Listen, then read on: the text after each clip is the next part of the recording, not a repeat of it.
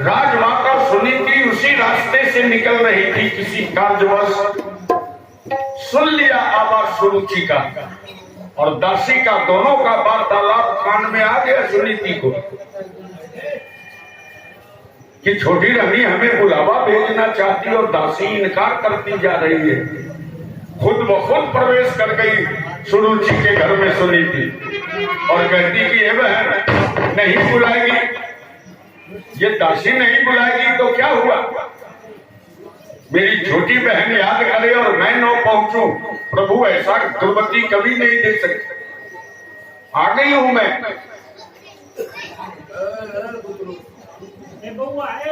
कहा कि दासी तू जा यहां से, मैं अपने बहन से खुद बात कर लेती हूँ और एक बात सुन के जा कि प्रथम बार मेरे छोटी बहन के वचन का उल्लंघन किया है तूने, प्रथम बार है इसलिए क्षमा कर देती हूँ, दोबारे ऐसी गलती नहीं करना, दोबारे ऐसी भूल किया तो बहुत बड़ा सजा भुगतना पड़ जाएगा तुम्हें। और इस समय जा, मैं अपने बहन से खुद बात कर लेती हूँ। दासी तो आंख में आंसू डबडबाए चल दिया, समझ गई कि अवश्य कुछ अनिष्ट होने वाला है। छोटी रानी के रूखे स्वर से आभास हो गया था दासी को।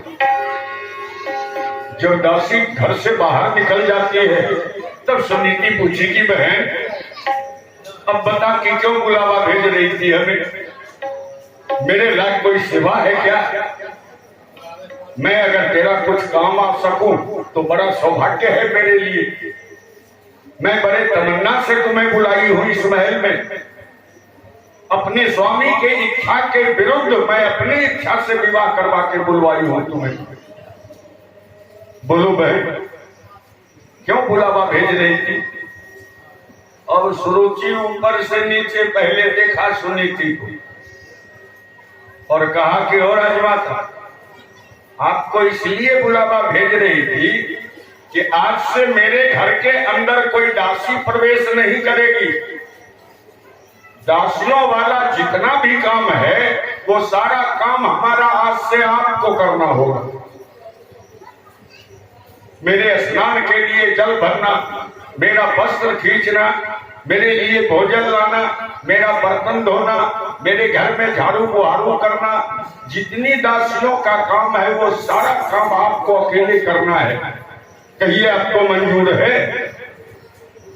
बड़ी मुस्कुराने लगी राजमाता सुनीति। बहन ये तो एक छत्र सेवा करने का सौभाग्य दे दिया तूने हमें, मैं तो ऐसा अवसर ढूंढ रही थी। शायद तुम्हें पता नहीं हो कि स्वामी कतई दूसरी शादी करने के लिए तैयार नहीं थे। मैं हट करके अपने मर्जी से विवाह करवा के बुलवाई हूं तुम्हें, और मैं स्वामी को वचन दे रखी हूं कि मेरी छोटी बहन जिस तरह प्रसन्न रहेगी मैं वही काम किया करूंगी। कभी अपने छोटी बहन के प्रतिकूल नहीं चलूंगी कि उसे किसी तरह का कोई कष्ट हो। मैं सर्वदा उसे प्रसन्न करके रखूंगी, इसलिए जीवन में कोई कलह नहीं हो सकता। तो ये तो बड़ा सौभाग्य दे दिया तूने एक छत्र सेवा करने का। मैं नियत समय से हर कार्य निपटा दिया करूंगी बहन, लेकिन तुम भी एक बात का ध्यान रखना कि ये बात औरों के कान में नहीं जाने देना। हमें तो कोई बाधा नहीं कर सकते, हमें तो कोई रोक नहीं पाएंगे, लेकिन अगर प्रजाओं ने सुन लिया, दरबारी कर्मचारी ने सुन लिया कि मैं साधारण से साधारण भी कोई काम तुम्हारे लिए मैं कर रही हूं, तो तुम्हारे जीवन में बहुत बड़ा कलह उत्पन्न कर देंगे ये प्रजा, तेरा चैन छीन लेंगे। ये इतना प्यार करते हैं हमसे, इसलिए किसी को मालूम ही नहीं होने देना है बहन। ये बात हम दोनों बहन के बीच ही रहा, मैं कभी शिकायत का मौका नहीं दूंगी तुम्हें। मैं नियत समय से आके हर कार्य निपटा दिया करूंगा। अब उस दिन से राजमाता सुनीति लग जाती है सुरुचि की सेवा में।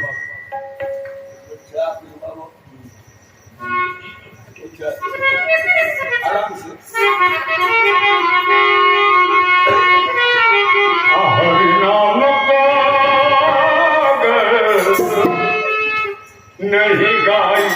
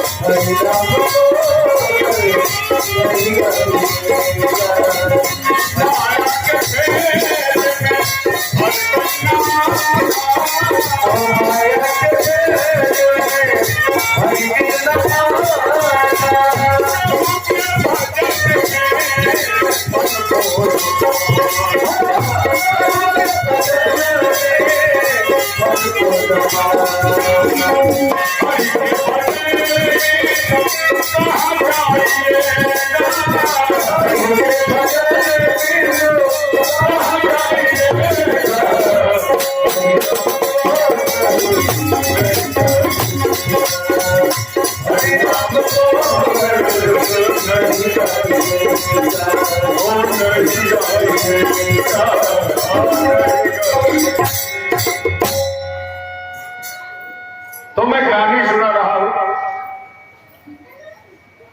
कि जैसे ही सुरुचि के हर कार्य करना आरंभ कर दिया, सुरुचि के कार्य को निपटाना सुनीति आरंभ कर दी। दिन बीता, सप्ताह बीता, महीना बीता, कई महीने गुजर गए। कभी कोई मौका ही नहीं देती सुनीति कि छोटी रानी को मौका मिले कोई शिकायत करने का, कोई बात छेड़ सके वो। अब जब कुछ महीना बीत गया, सुरुचि के मन में फिर खटकने लगा कि इस तरह मेरे घर का हर कार्य करते, ये अगर महल में ही रहेगी तब तो राजमाता वही है, मैं महारानी तो बन नहीं पाऊंगी। ये तो अप्रत्यक्ष रूप से मेरी काम कर रही है ना। सोचा कि अब प्रगट हो के स्पष्ट कर देना है हमें। अब छुप छुपा के कार्य मेरा बनने वाला नहीं है। आज सुबह सुबह उठ के कोप भवन में जाके बैठ गई छोटी रानी। राजा महाराजाओं के महल में एक ऐसा घर बना होता था जिसके द्वार पर लिखा होता था कोप भवन। उस घर में जो पहुंच गए तो लोगों को बताने की जरूरत नहीं कि इन्हें किसी बात का कष्ट हुआ है, ये किसी बात से क्षुब्ध है, खुद वो खुद समझ में आ जाए लोगों को। आज सुबह सुबह को भवन में जाके सुरुचि बैठ गए। अब मंत्री, खजांची, दरबारी, कर्मचारी सब एकत्रित होने लगे, सब प्रार्थना करने लगे। छोटी रानी क्या हुआ आपको? किस कष्ट के कारण आपको भवन में आई है? किसने दुखी कर दिया है आपको? महाराज को मालूम होगा तो कितना दुखी हो जाएंगे वो। हम सबको बताइए, अगर सुधार होने का कोई रास्ता हो तो हम सब सुधार करने का प्रयत्न करेंगे। बताइए छोटी रानी क्या हुआ? लेकिन सुरुचि किसी को कोई उत्तर नहीं देती, कहने में मुंह छुपाए बैठी हुई है। तब तक किसी ने जाके राजा उत्तानपाद को भी कह दिया कि आज छोटी रानी को भवन में जाके बैठी हुई है। अब तो बड़े चौकन्ना हो गए उत्तानपाद। ऐसा वशीभूत कर लिया था कि बड़े परेशान हो गए ये बात सुन के। नंगे पांव सिंहासन से उतर के पहुंच जाते हैं वो भवन के द्वार पे और कहते कि क्यों भौं चढ़ी है तेरी, अब बदला दे मुझको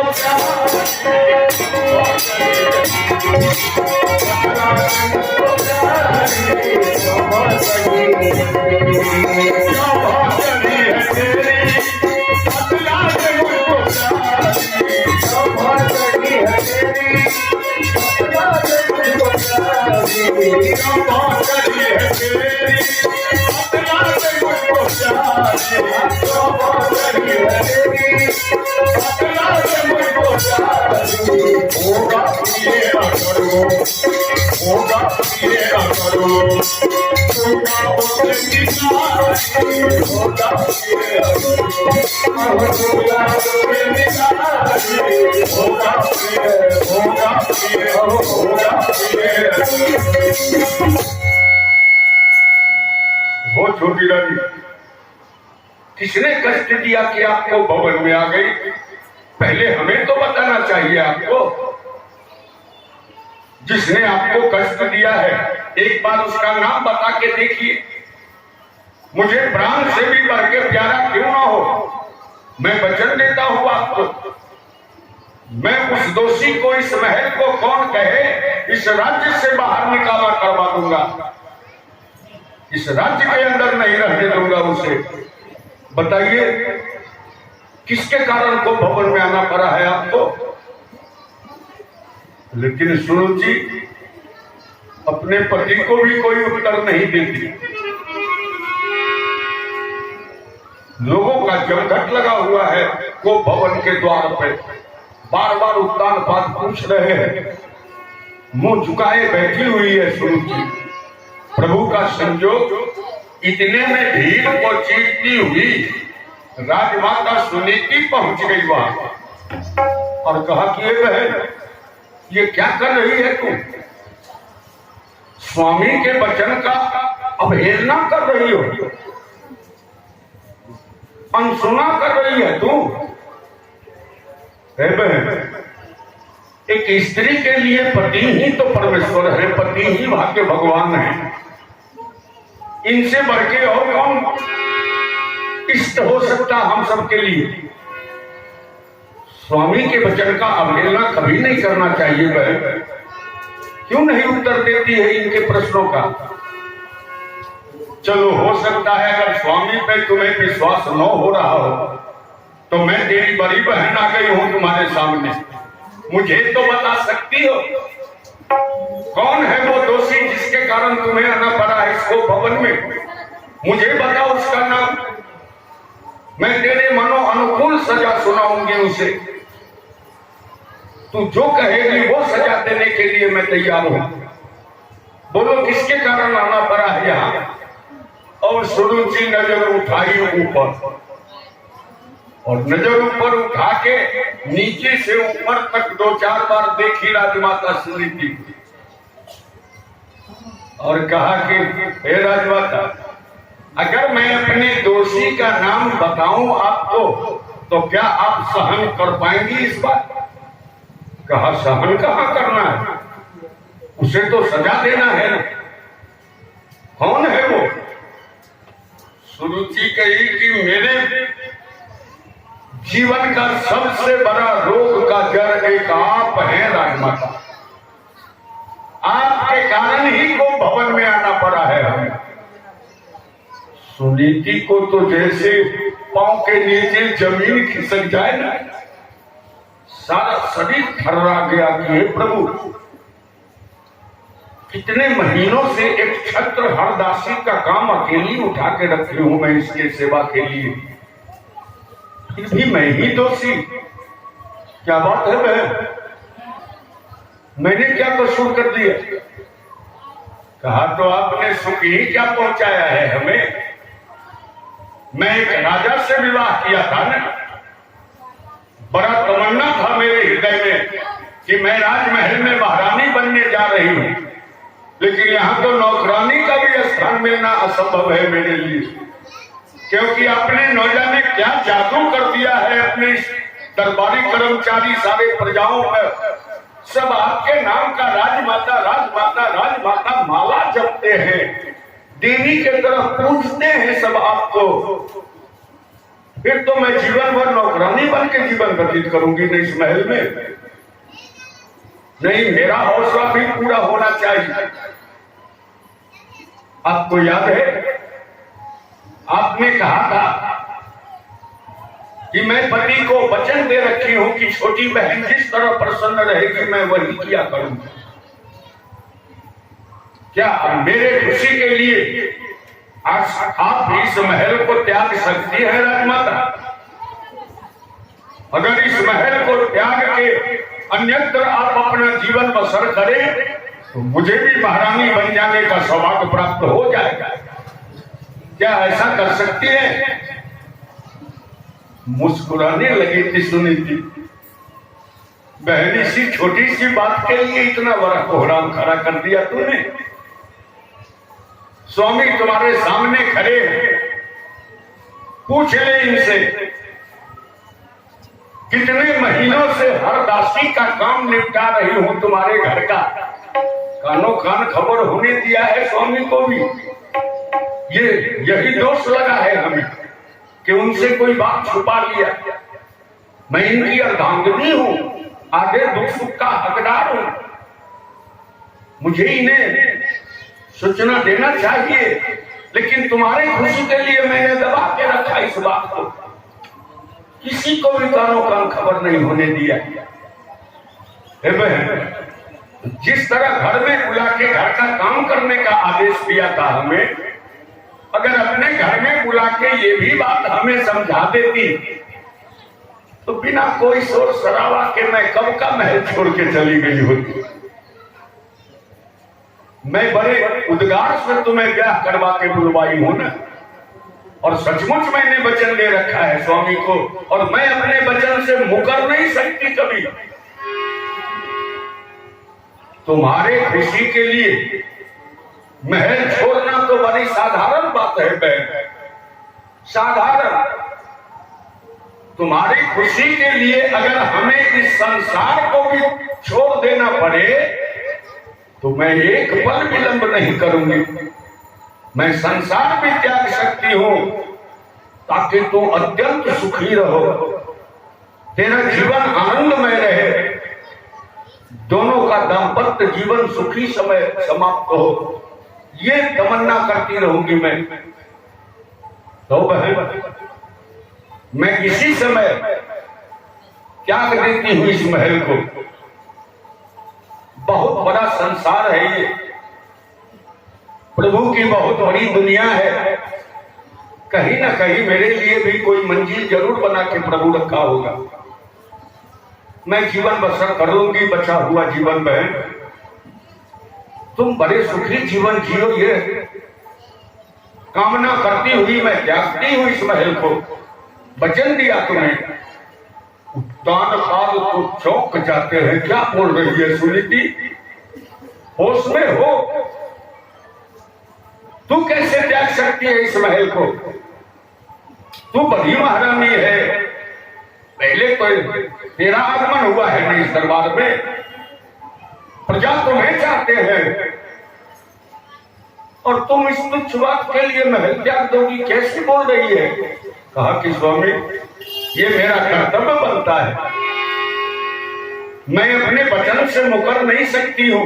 मैं विवाह होने से पहले ना आपको वचन दिया था कि मेरी छोटी बहन जिस तरह प्रसन्न रहेगी मैं वही किया करूंगी।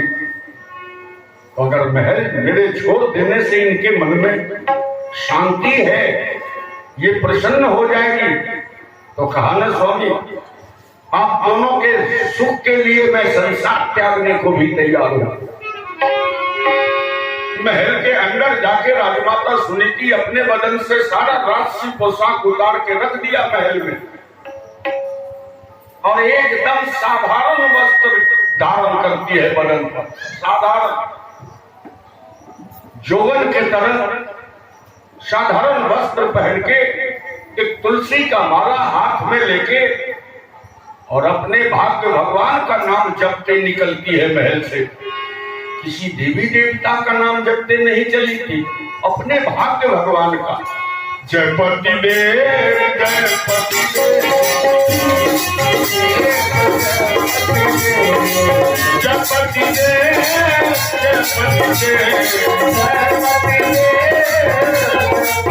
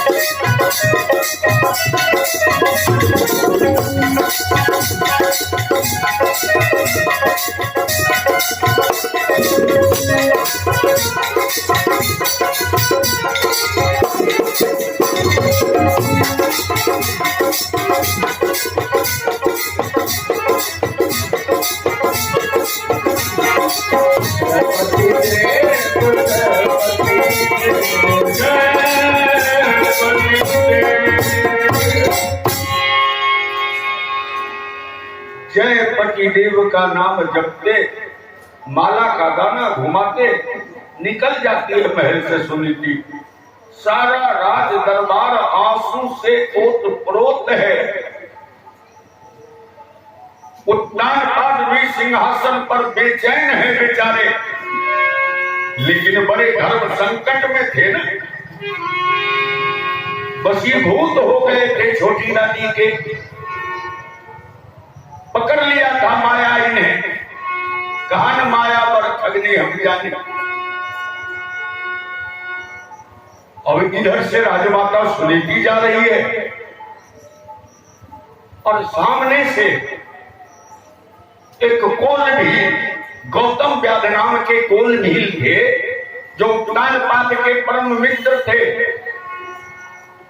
इनके मित्रता का कहानी आगे सुनाता हूं मैं। अनन्य भक्त थे राजमाता सुनीति के।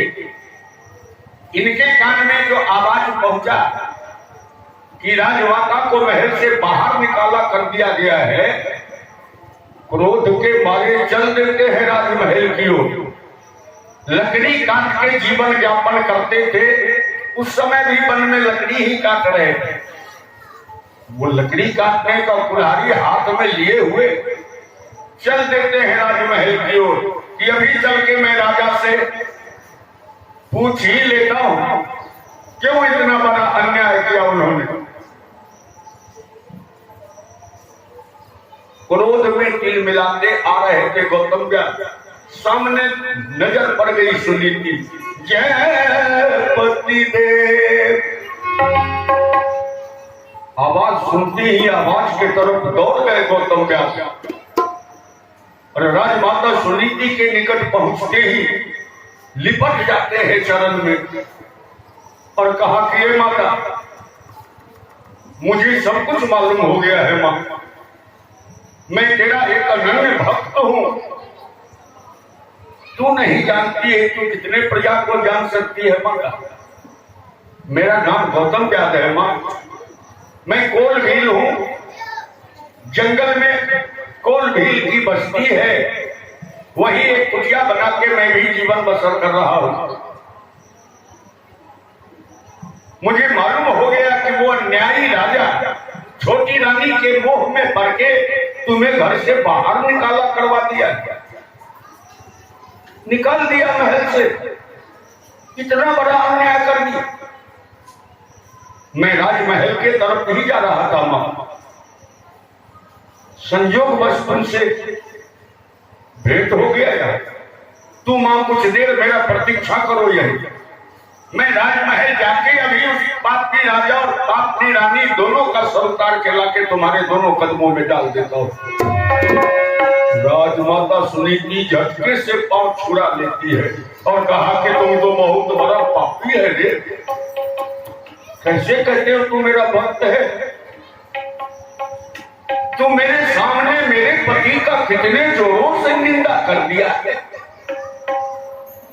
जितना दूर तुम्हारा ये आवाज पहुंचा होगा उतने दूर का जगह अपवित्र हो गया। इतने जोरों से निंदा किया तूने मेरे स्वामी का।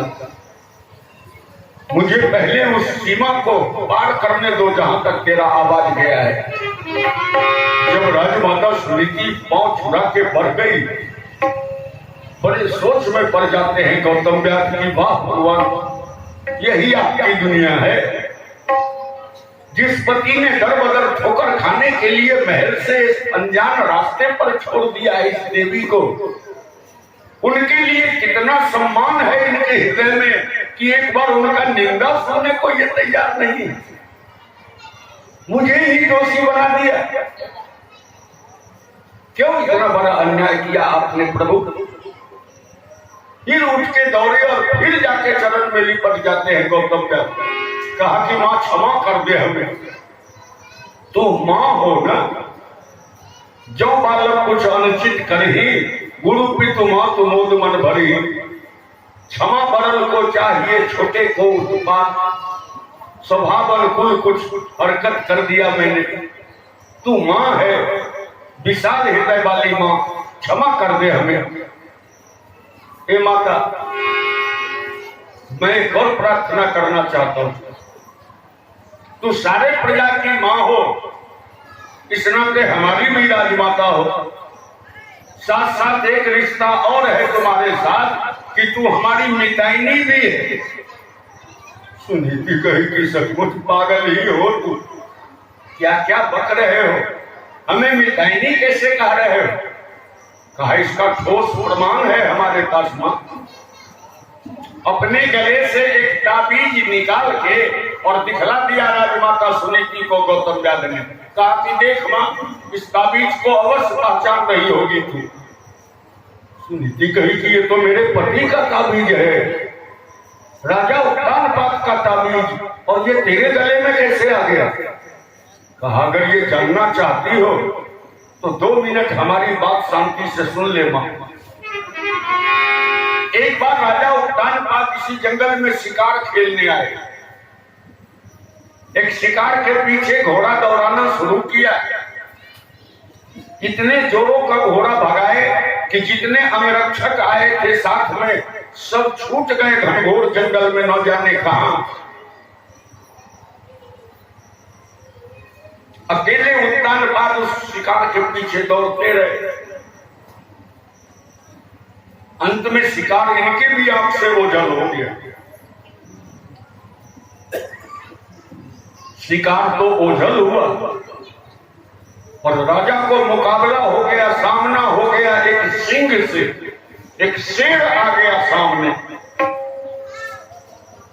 और वो दहाड़ता हुआ वार करने लगा राजा के ऊपर। राजा डर के मारे शोर मचाने लगे, बचाओ बचाओ, कोई रक्षा करो।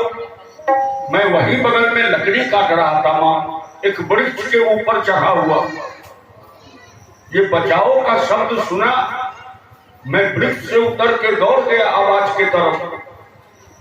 दूर से ही पहचान लिया कि ये तो हमारे राजा हैं और ये सिंह इन पर वार कर चुका है। मैं तेजी से बढ़ के धक्का देके राजा को जमीन में गिरा दिया और मैं उस सिंह से खुद लड़ना शुरू कर दिया। कुछ देर परिश्रम करने का फल मिला, तेरे चरण की कृपा थी, मैंने मार दिया उस सिंह को। जब सिंह मर गया, मैं भी लहू लुहान घायला अवस्था में उठ के खड़ा हुआ।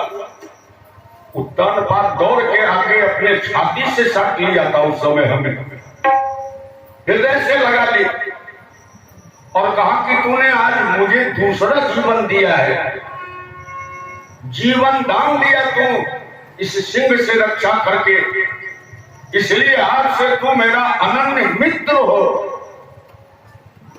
तो लोग कैसे समझेंगे कि तू राजा उत्तान पात का मित्र है? इसके प्रमाण के लिए ये ताबीज मैं तुम्हें पहना रहा हूं। इस ताबीज को हर कोई पहचानते हैं। ताबीज देख के लोग बिना बताए समझ जाएंगे कि तू उत्तान पात का मित्र है। उस दिन से ये ताबीज मेरे गले में है मां। इस नाते तू हमारी मिताइनी भी हो ना, तो मैं एक प्रार्थना करना चाहता हूं। इस महल को कौन कहे, कहा ना इस आबादी से बहुत दूर घनघोर जंगल में कोलभील की बस्ती है मां, और वही एक झोपड़ी बना के मैं भी अकेला जीवन बसर कर रहा हूं। मेरे आगे पीछे कोई नहीं। तू मेरी मां बन के मेरे साथ उस कुटिया में चल के रह लो ना मां। मैं जीवन भर अटूट सेवा किया करूंगा, और मैं ही नहीं, सारे कोलभील की बस्ती देवी के तरफ पूजेंगे तुम्हें। हमसे ही बहुत श्रद्धा रखते हैं लोग। तो तू मेरी मिताइनी बन के जाएगी, मां बना देंगे तुम्हें। सारे गांव का सभी पूजने लगेंगे तुम्हें। मुझे भजन दो मां, मेरे साथ चल के इतनी बड़ी दुनिया में कहां दर बदर ठोकर खाएगी।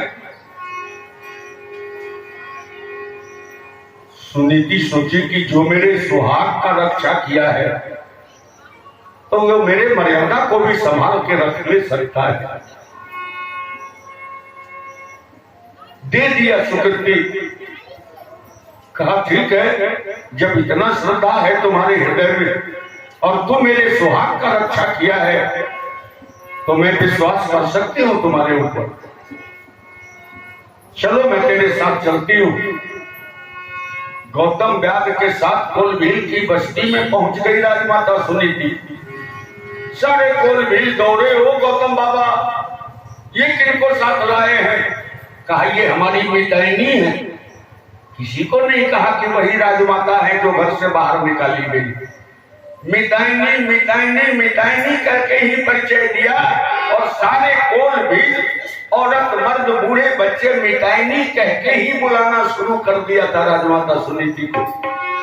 और कुछ ही दिनों में इनके आहार व्यवहार से देवी के तरफ पूजने लगे थे सारे कोलभील। एक एक बच्चे की मां बन गई थी सुनीति।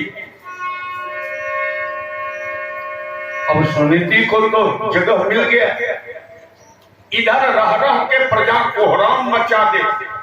ओ अन्यायी राजा, अगर संतान नहीं मिलने के कारण बड़ी राजमाता को महल से बाहर निकाल दिया, तेरी छोटी रानी भी तो कोई संतान नहीं दे रही है, इनको भी महल से बाहर क्यों नहीं करते? इन्हें भी घर से निकाला कीजिए।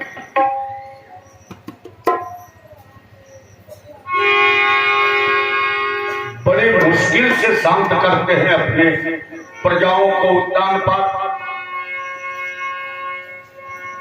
शांत करते, आश्वासन देते, विश्वास दिलाते, भरोसा रखो, प्रभु की कृपा हुई, छोटी रानी अवश्य कोई न कोई संतान देगी, जरूर उत्तराधिकारी मिलेगा इस राज्य का। प्रभु पर अटूट विश्वास है हमें। अब कुछ दिन बीत गया, महल से निकली हुए राजमाता सुनीति को इतना दिन बीता कि सबके मन से निकल गया भावना, भूल गए सब राजमाता को। यहां तक कि राजा उत्तानपाद को भी अब ध्यान नहीं है कि ये दूसरी रानी है। इससे पहले भी कोई रानी थी जिन्हें मैं घर से बाहर निकाल दिया, सबके मन से उतर गई। अब जब सांप भूल गए तो प्रभु तो लीलाधारी है। एक दिन फिर शिकार खेलने का इच्छा व्यक्त किया उत्तानपाद ने। कहा महल में बंद बंद घूट गया हो, चलो एक बार शिकार खेल आते हैं, मन बहल जाएगा। कुछ अंगरक्षक को साथ लेके फिर आज शिकार खेलने चले। भगवान कोई न कोई प्रेरणा तो करते ही रहते ना, लीलाधारी है वो। दुनिया बनाना, बना के फिर चलाना बस उसी का काम है। बड़ा जोरदार उसका इंतजाम है। रात ही को रात और प्रभात को प्रभात, शाम ही को शाम है। बड़ा जोरदार उनका इंतजाम है। शिकार खेलने जो चले थे राजा उत्तानपाद, जाते जाते उसी जंगल में प्रवेश कर गए जिस जंगल में कोलभील की बस्ती है और गौतम व्याध का कुटिया है। राजमाता सुनीति कभी किसी को भांपने नहीं दिया कि मैं कभी अपने पति का याद भी करती हूँ, स्मरण भी करती हूँ। कभी उनका याद भी आता है हमें, किसी को प्रदर्शित नहीं होने दिया। एकदम घुल मिल के बड़ी हंसती हुई समय व्यतीत करती थी कोलभीलों के साथ। लेकिन जब कोलभील औरत मध्य जंगल में लकड़ी काटने निकल जाए, सभी का जीविका है लकड़ी काट के जीना। लकड़ी काटने निकल जाते थे ना छोटे छोटे बच्चे, यत्र तत्र खेलते रहते। तब राजमाता सुनीति एकांत में बैठ के आंचल फैला दिया करती थी और बड़े करुण स्वर में प्रभु से प्रार्थना करे कि हे वाली अखिया पति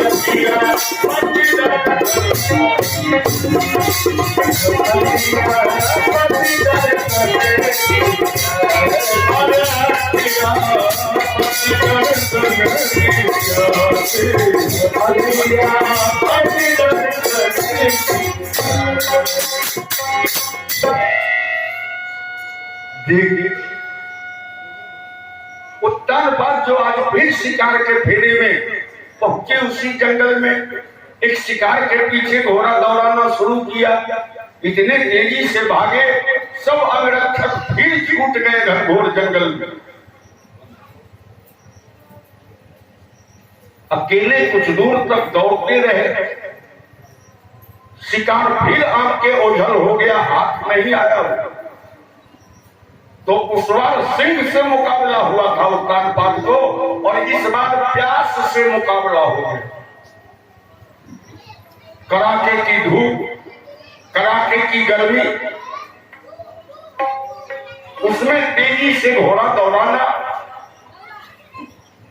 फिर भी सफलता जो नहीं मिला, अब प्यास सताने लगा इन्हें। कुछ दूर तो घोड़ा को दौड़ाए जल के तालाब में भी प्रभु का संयोग जल नहीं प्राप्त हुआ इन्हें। नतीजा हुआ कि एक वृक्ष के निकट घोड़े से गिर जाते हैं जमीन पर मूर्छित होकर, और गिर जाने के बाद शोर मचाते हैं, अगर कोई सुन रहे हो मेरे आवाज को तो कोई 2 घूंट जल पिला दो हमें, 2 घूंट जल के बिना मेरा प्राणांत होने वाला है। तो ये घनघोर जंगल में ये आवाज सुनने वाला है कौन? बगल में कोल भील की बस्ती है, लेकिन सारे कोल भील तो बहुत दूर घनघोर जंगल निकल चुके हैं लकड़ी काटने। ये आवाज एक आवाज से ही टकराया। उधर से भी आवाज आ रहा था उस समय, अखिया पति दर्शन की प्यासी। राजमाता नीति चौंकने लगी, ए प्रभु, ये मेरे स्वामी का आवाज आया मेरे कान में। ऐसा भी सौभाग्य मिल सकता है कि कभी अपने पति का मुख का दर्शन फिर से कर पाऊं मैं। आवाज तो उन्हीं का सुनाई दिया है हमें, लेकिन न सच्चे हृदय से जो स्मरण कर रही थी, इसलिए उनका आवाज गूंज गया है हमारे कान में। अब ये सौभाग्य इस अभागी के पास कहां है कि जीवन में फिर कभी अपने पति के मुख का दर्शन कर सकूं। तब तक दोबारे आवाज पहुंचा, कोई नहीं सुना मेरे आवाज को, क्या मर जाना होगा 2 घूंट जल के बिना तड़प तड़प के हमें? कोई दयालु नहीं हो मेरे जीवन बचाने वाले? अब सुनीति समझ गई कि ये तो सचमुच मेरे स्वामी का ही आवाज है, और वो किसी कष्ट में है, जल का तालाब कर रहे हैं। झटके से उठी, एक बर्तन में जल लिया और तेजी से चलती है उस आवाज के तरफ, और दूर से ही भगवान से सुहाग का गुहार लगाती जा रही है, प्रभु चाहे जहां हो, जिस हाल में हो, सुहागन तो उसी पति के नाम से, माथे में सिंदूर उसी पति का स्मरण करके लगाती हूं मैं। प्रभु ध्यान रखना कि सिंदूर जो मेरे मांगती है, भगवान लुई से धुलाओ ना, हमें की डाली हाथों से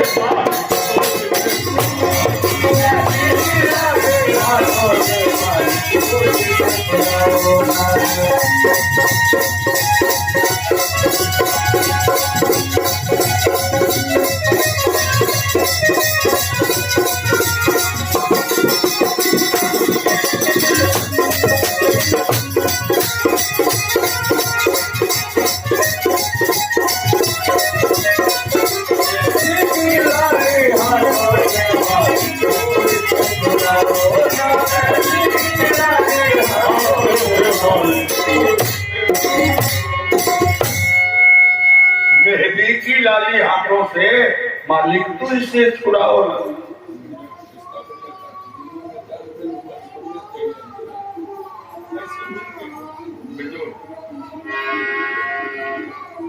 जब वह दूर से ही नजर पड़ गया, देख लिया अचेता अवस्था में अपने पति को जमीन पर धराशायी हुए, व्याकुल हो गया मन सुनीति का। तेजी से जाके बैठ जाती है आसन लगा, पति का सर उठा के अपने जंघे पे रखती है, और फिर जल अपने हाथ में निकाल निकाल के अपने हाथों से धीरे धीरे मुख में जल डालना शुरू किया। प्रभु मेरे सुहाग का रक्षा करो, विधवा मत बनाना भगवान, चाहे ये कहीं रहे मैं कहीं रहूं, लेकिन सुहागन तो इसी शरीर के लिए, इन्हीं के नाते हूं। मेरे सुहाग का रक्षा करो प्रभु। भगवान से प्रार्थना करते जल पिला रही है, अपने हाथों से मुख में जल डाल रही है। प्रभु तो बड़े दयालु है ना। कुछ जल जो हृदय के अंदर उतरा, चेतना वापस होने लगा उत्तान पाद पर, धीरे धीरे होश में आने लगे। पूर्ण तरह होश में आए तो आंख तो बंद था। मन में विचार करते हैं कि इस घनघोर जंगल में मेरे प्राण का रक्षा करने कौन आ गया, किस दयालु को मेरे ऊपर इतना दया आया, किसे प्राण बचाने के लिए भेज दिए प्रभु। एक बार जीवन के रक्षा करने वाले के मुख का दर्शन हमें अवश्य करना चाहिए। हाँ, खोल के एक बार उनके मुख का तो दर्शन जरूर कर लूं मैं। धीरे धीरे उत्तान पाद अपना आंख खोलते हैं। अब आंख खुलना की नजर पर आई, बड़ी महारानी सुनीति है। जैसे बिच्छू डंक मारता हो ना, एक बार उछल के बैठ जाते हैं और कहा कि सुनीति, तू अभी तक जीवित हो इस संसार में तू। सुनीति सभी ने विचार कर लिया कि महल त्यागने के बाद तूने अपना जीवन लीला ही समाप्त कर दिया होगा। सभी के हृदय से छाप मिट गया है तुम्हारा। मैं झूठ नहीं बोल सकता, मेरे स्मरण से भी उतर गई थी सुनीति, लेकिन तू तो एकदम बरकरार है, जीती जागती, बड़े स्वच्छ जीवन में। तो मेरा आवाज तुम्हारे ही कानों तक पहुंचा था सुनीति। अगर तुम्हारे ही कानों तक ये आवाज पहुंचा तो तुम्हें अनसुना कर देना चाहिए इस आवाज को।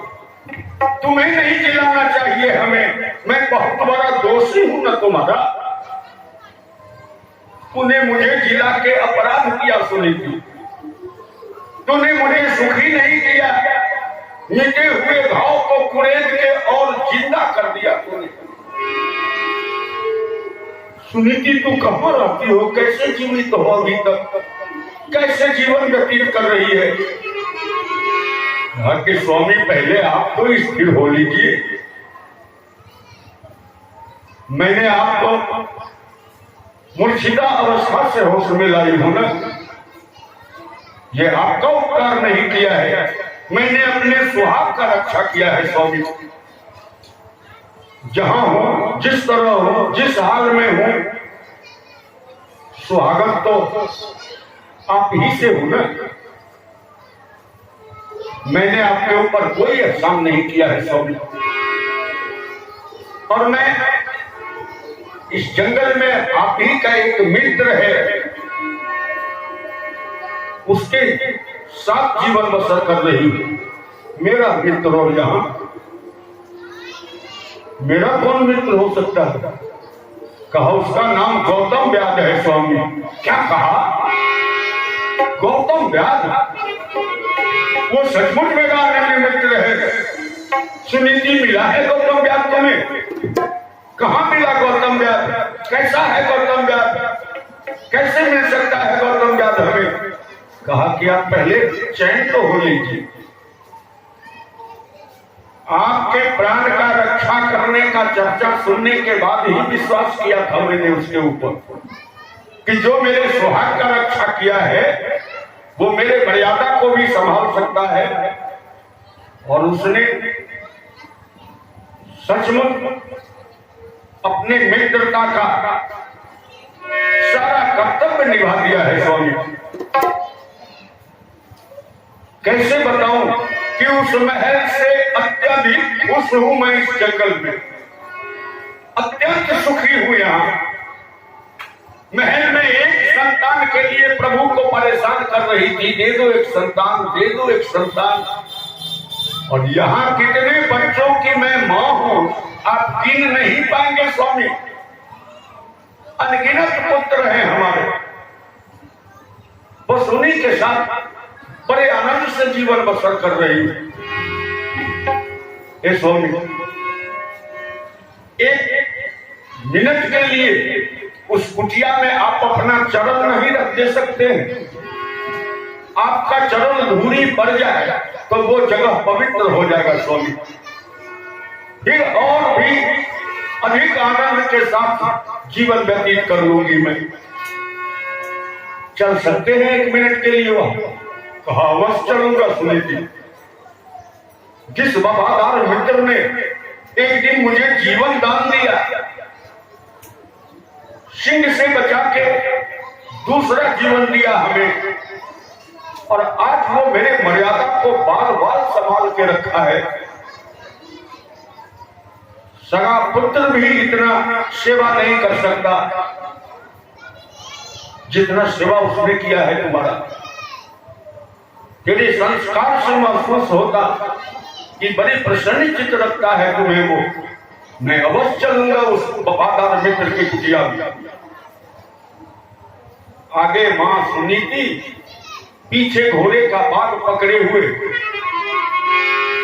उत्तान बाद आए गौतम व्याध के कुटिया में। तो कोल भी सब तो लकड़ी काटने निकल चुके थे बहुत दूर घनघोर जंगल में। छोटे छोटे बच्चे यत्र तत्र जो खेल रहे थे, इतने बड़े घोड़ा का स्वरूप देख के दौड़ गए। सबो मिटाएंगे, अरे ये कौन आ रहे हैं आपके साथ? कितना बड़ा घोड़ा है इनके पास, इतने बड़े घोड़े वाले कौन है ये? सुनीति कहती बेटा यही हमारे पति है ना। तो कोल भील बचवा तो अनपढ़ क्लास पास, इसे क्या पता है? कहा मां पति क्या होता है? पति किसे कहती हो? कहा पति नहीं समझते हो, ये हमारे स्वामी हैं स्वामी। अब तो समझ गए। बचवा सब कहा कि कोई पहेली बुझा रही है क्या मां? मैं पूछ रहा हूं कि तुम्हारे कोई लगते हैं क्या? तो तू कभी पति कभी स्वामी कहती हो, ये कौन सा पहेली है? तो सुनीति कुछ दिन से तो रही थी ना कोल भीलों के साथ, कुछ वातावरण से तो भिन्न हो गई। कहा पति स्वामी नहीं समझते हो बेटे, ये हमारे बौर है बौर। अब तो समझ में आ गया होगा। कहा कि मां यही तुम्हारा बौर है, यही ने तुमको महल से बाहर निकाले थे। मैंने माता पिता से कभी कभी चर्चा सुना हो कि मितानी का बौर मितानी को घर से बाहर निकाल दिया। तो यहाँ क्यों आए हैं? कहीं तुमको बुलाने तो नहीं आए हैं मां? अगर बुलाने आए हो तो कह दो, इनको भी अब जंगले में रह जाना होगा, इन्हें भी वापस नहीं जाने देंगे और तुम तो नहीं जाएगी मां। राजमाता कहती कि बच्चे इस तरह बकते हैं क्या? शोभा दे रहा है तुम सबों को, ये अतिथि है, इनके साथ ऐसा व्यवहार करते।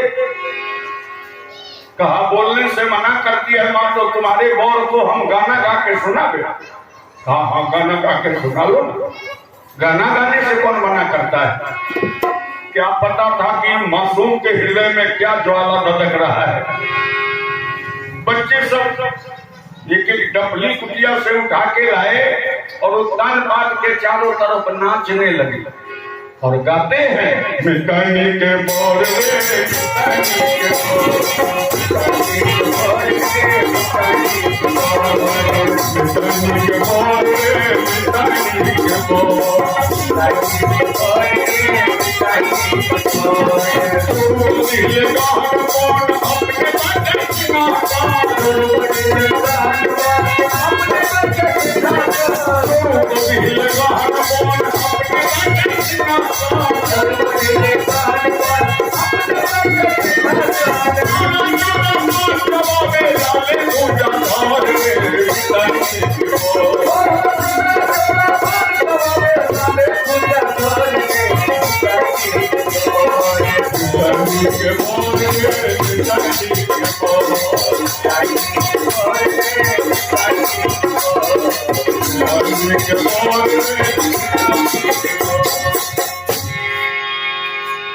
जोड़ू को दिए गहन बौन, अपने बैठे सिंहासन, उत्तानपाद को तो नारिये कटना शुरू हो गया। छोटे छोटे बच्चों का ये हाल है, बड़ों के आने के बाद न जाने क्या हाल हो जाएगा हमारा। कहा कि सुनीति अब तो आ गया तेरे कुटिया में, अब हमें आज्ञा दो, वापस चलूं मैं। इतने में एक बच्चा जाके उस घनघोर जंगल में खबर पहुंचा दिया गौतम व्याध को। ओ गौतम बाबा, अरे कहाँ हैं आप? अरे जल्दी चलिए कुटिया में, मिताइनी के बौर आए हैं आपके कुटिया में। ऊपरे वृक्ष से कूदिए गए ना गौतम व्याध। किसने बता दिया इस राजा को कि राजमाता हमारे कुटिया में है? ये कैसे पहुंच गया मेरे कुटिया तक?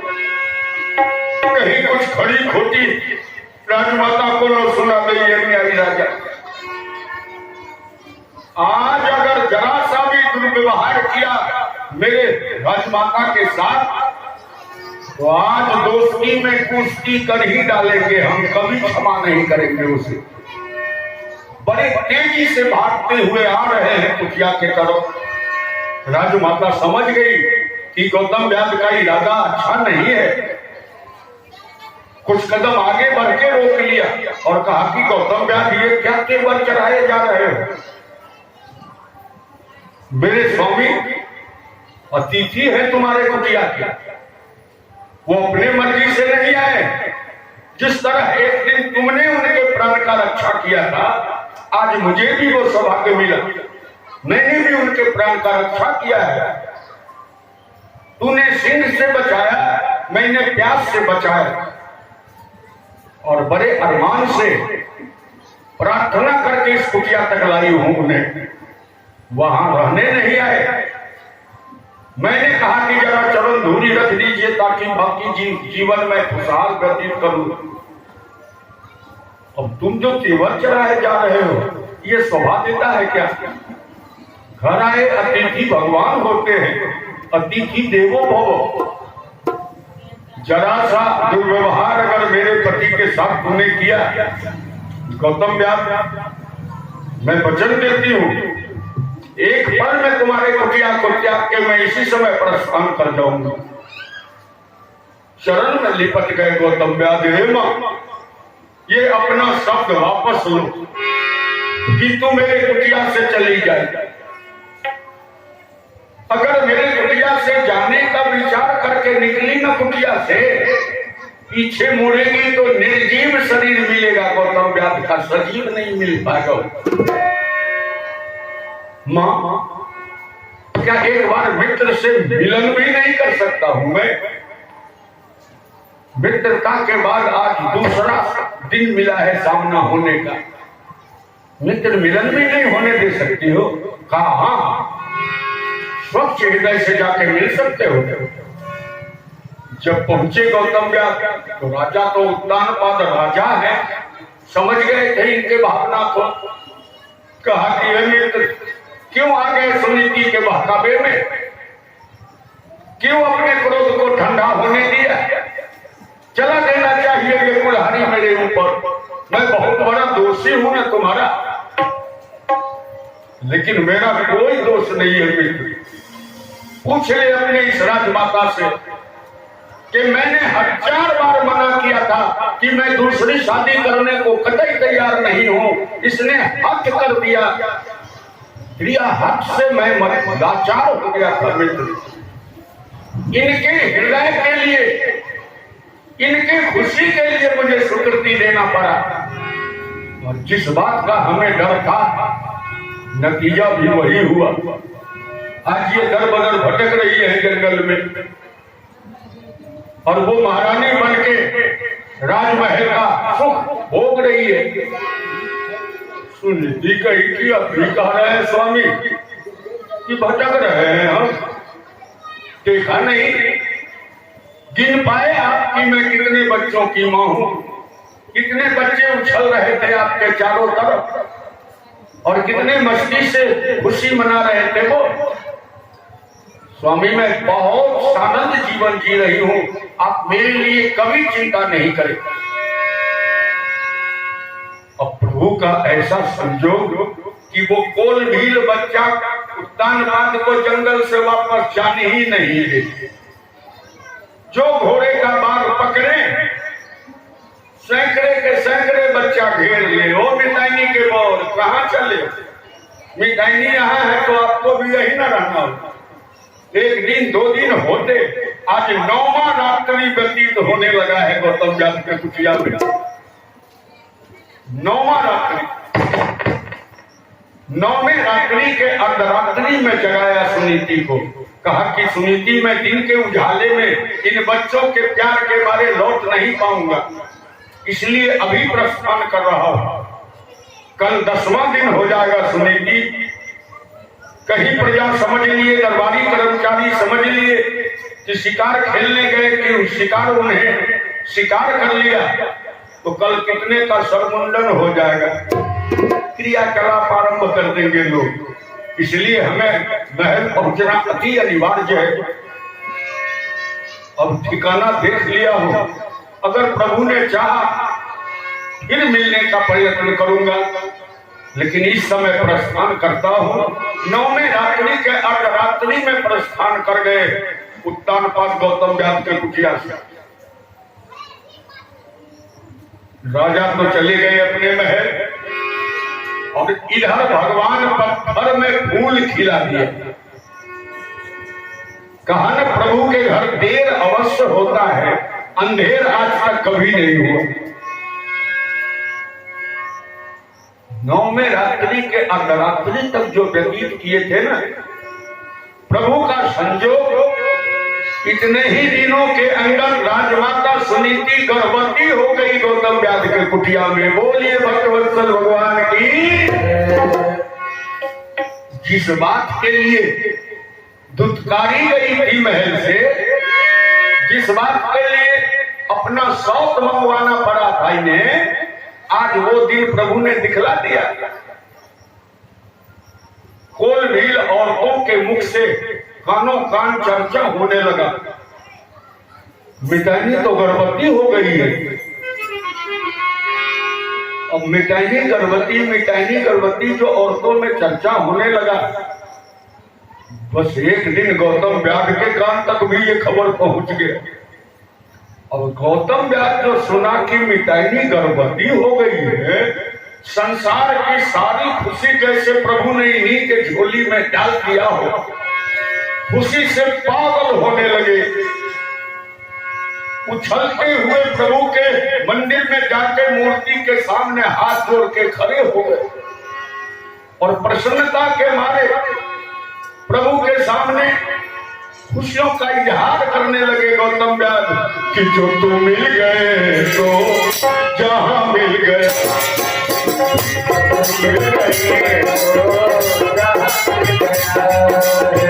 जो तुम मिल गए तो जहां मिल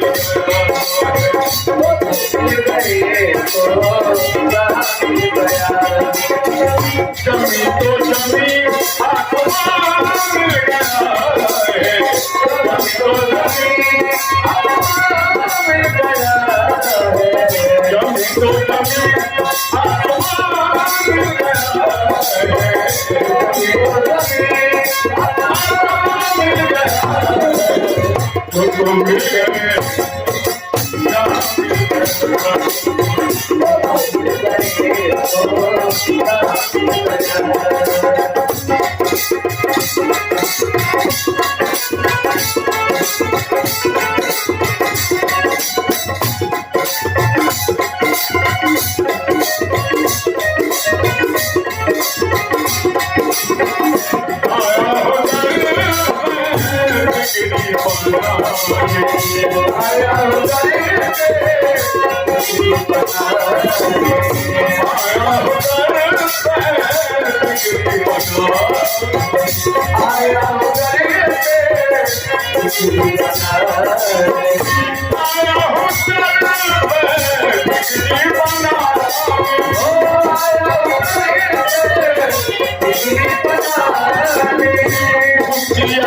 नहीं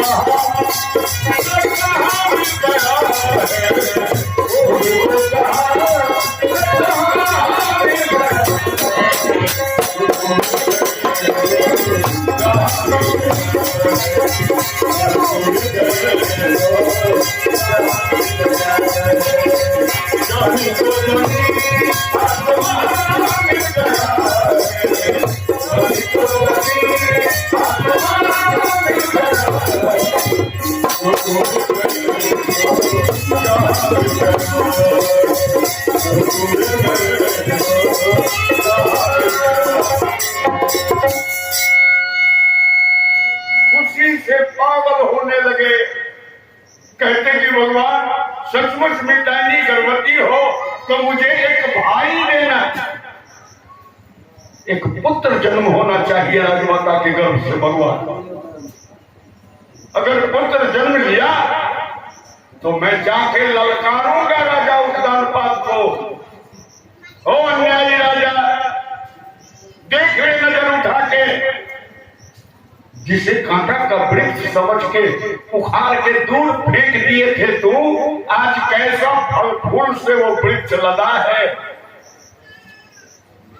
तरफ होना चाहिए उत्तानपाद को, मेरे भाई को देख के ऐसा पुत्र देना राजमाता के गर्भ से।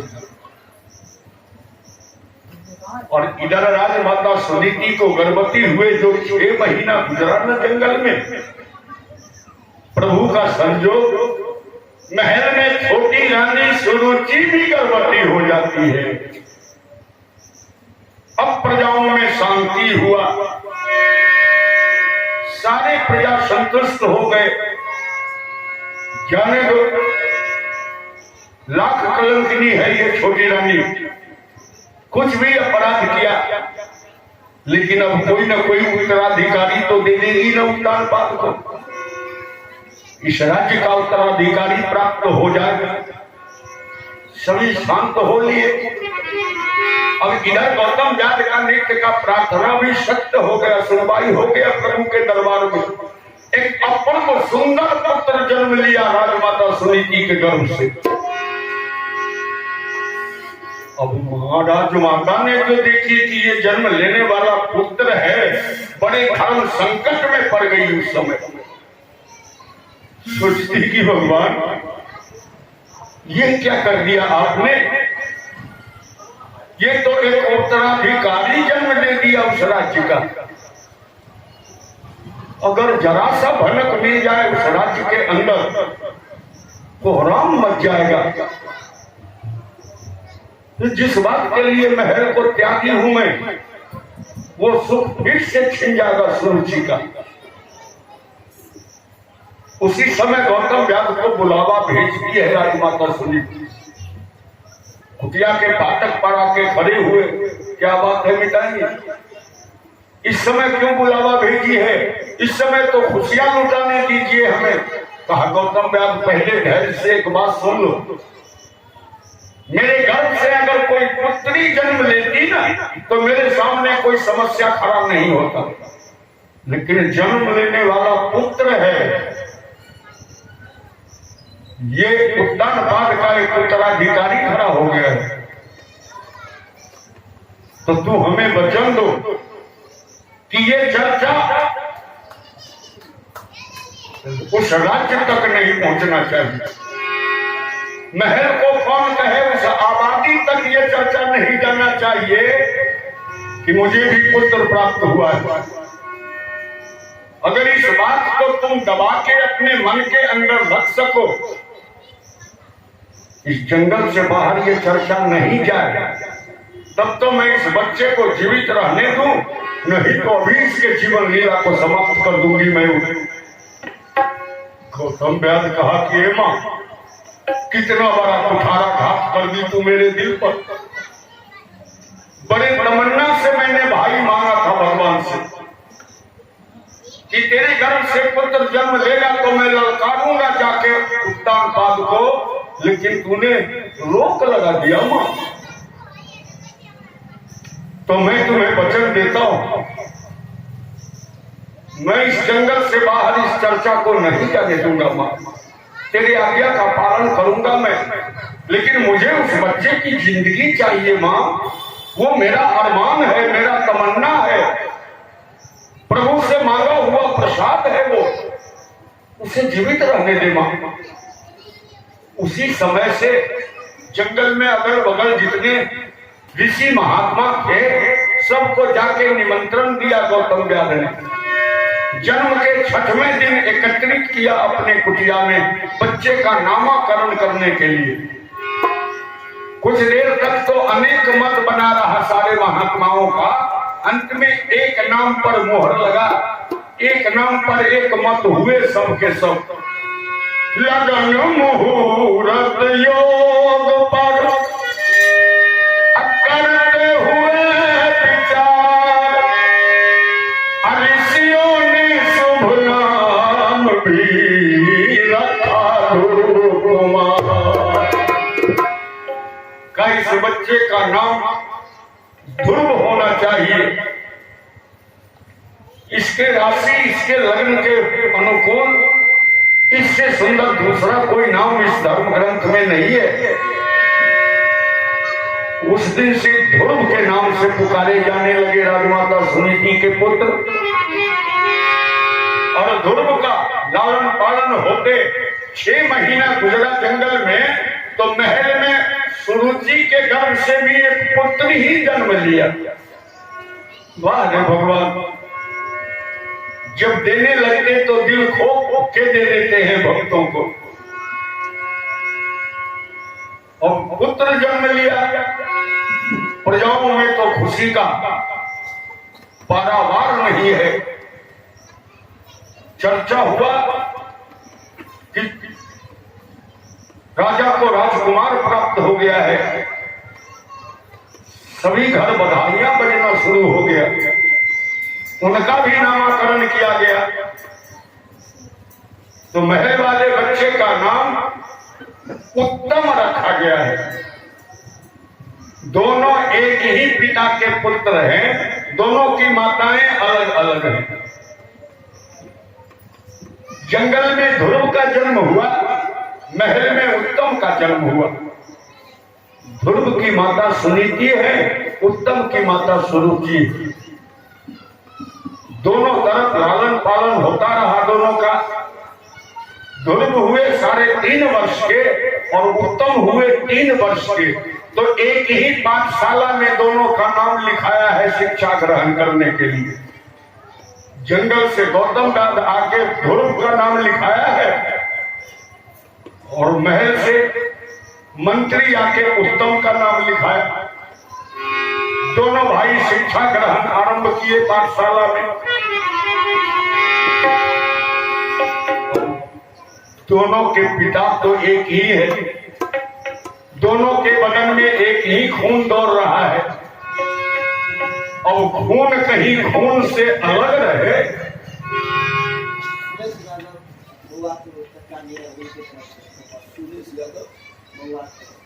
अच्छा देखिए, बड़ा विलक्षण बात है।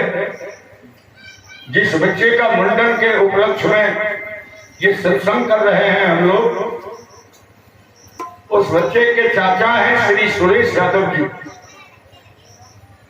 चाचा सुरेश यादव, इनके सौजन्य से 101 रुपए का पुरस्कार प्राप्त हुआ है। हमें 105 रुपए है भैया, 105 रुपए का ये दक्षिणा प्राप्त हो गया है मंगल का हमें। मैं बहुत बहुत धन्यवाद ज्ञापन करता हूँ इस पुरस्कार के लिए। और उस बच्चे के बड़े दीर्घायु, बड़े होनहार होने का मंगल कामना करते हुए सारे परिवार के आनंद जीवन का मंगल कामना करते हैं। कोई न सके पहचान अखिलौना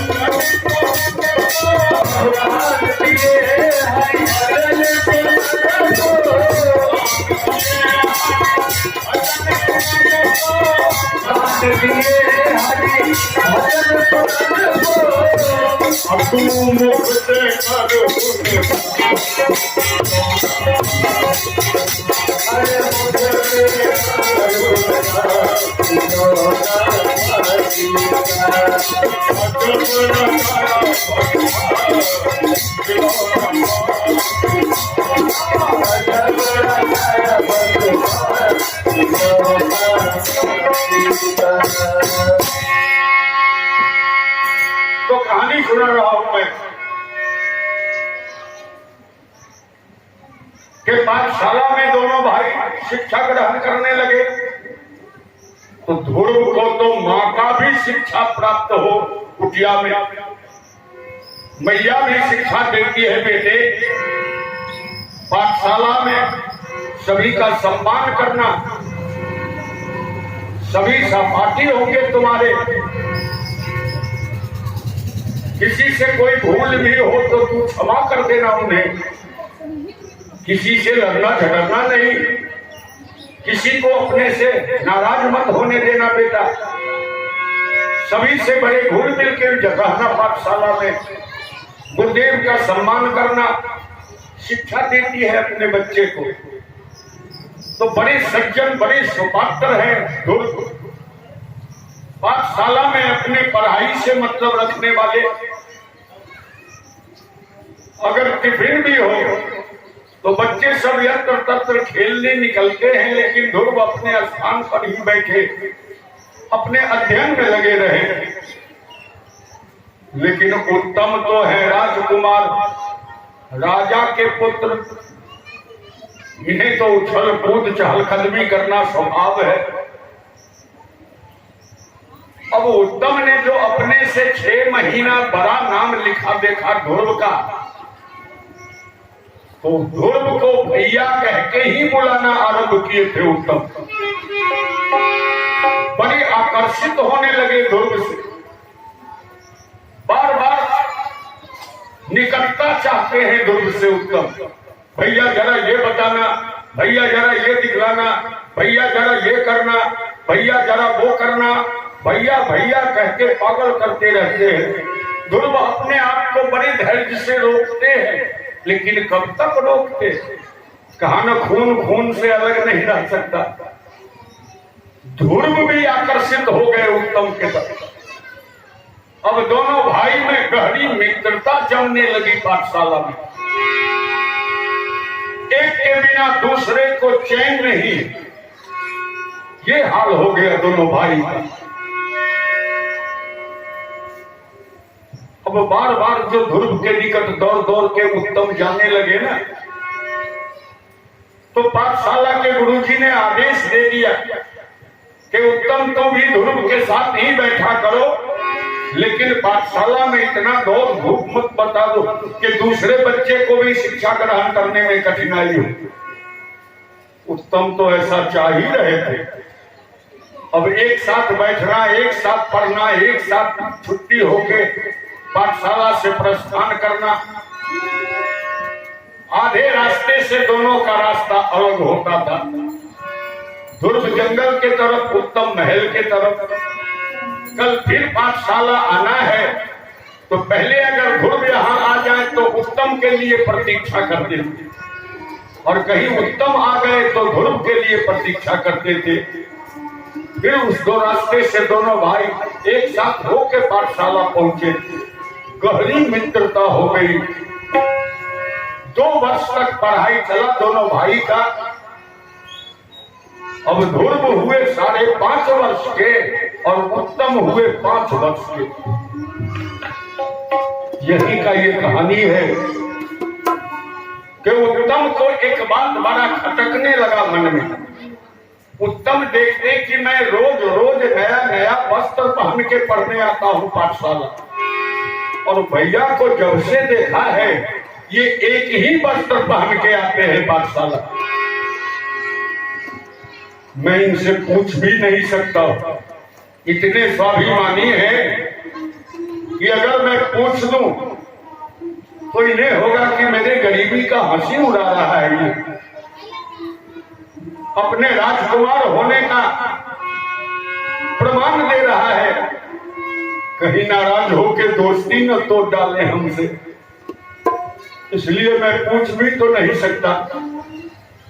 मेरे मन में होता है कि मैं कुछ वस्त्र भेंट करूं भैया को, लेकिन फिर भी ये नाराज हो जाएंगे।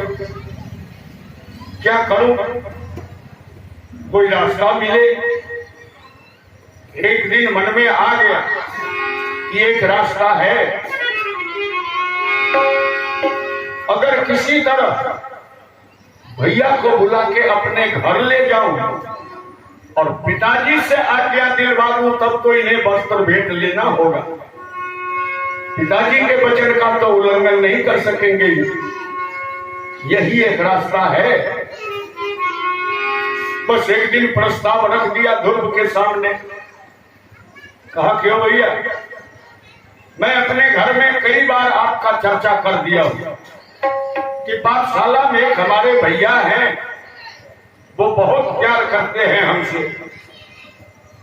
सगा भाई भी होने से इतना प्यार न दे पाते जितना बड़े भैया हमें प्यार देते हैं।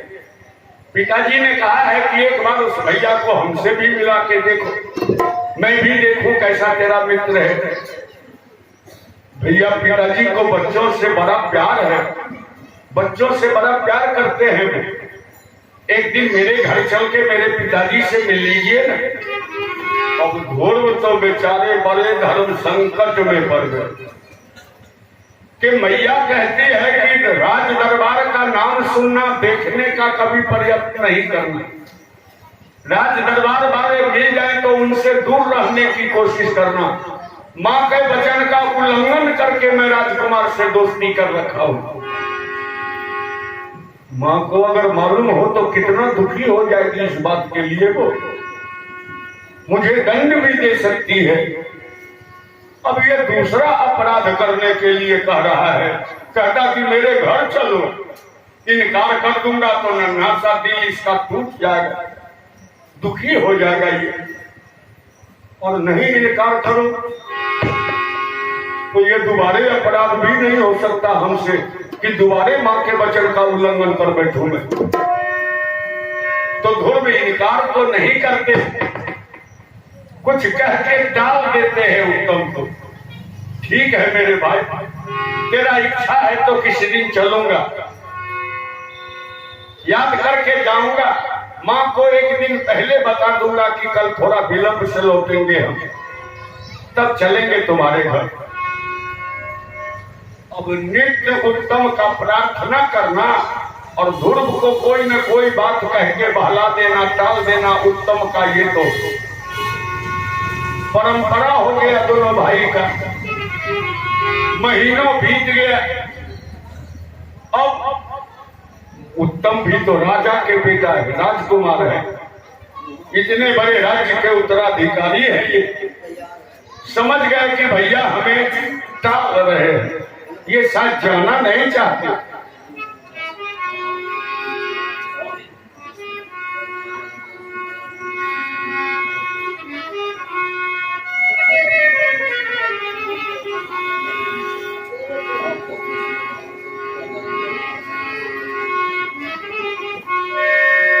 अब देखिए, आज उत्तम कह दिया कि आज तो हम संकल्प करके आए हैं, प्रतिज्ञा करके आए हैं भैया कि दोनों भाई एक ही घर जाएंगे, चाहे आप मेरे घर चलिए नहीं तो मैं आपके घर जाऊंगा। अब ध्रुव को तो दोनों तरफ संकट, उत्तम के घर नहीं जाना चाहते तो उत्तम को भी अपने घर नहीं ले जाना चाहते थे ध्रुव कि ये राजा का बेटा राजकुमार है, ये मेरा टूटी हुई झोपड़ी में जो जीवन बसर करके देखेगा तो इसको तो घृणा हो जाएगा हमसे, फिर ये श्रद्धा नहीं रह पाएगा दोस्ती। कहा कि आज हम दोनों भाई एक ही घर जाएंगे। बहुत समझाने का प्रयत्न किया ध्रुव उत्तम को। देखिए, बड़ी खुशी की बात है, श्री सुरेश यादव वो बच्चे के चाचा पुनः 101 रुपए का पुरस्कार प्राप्त करवाए हमें। बहुत धन्यवाद आपको, आपके उद्धार का बहुत श्रद्धा करता हूं मैं और सानंद जीवन का मंगल कामना प्रभु से करता हूं। जिस जगह से दोनों भाई अलग अलग होते थे वहां आके कहा कि जाकर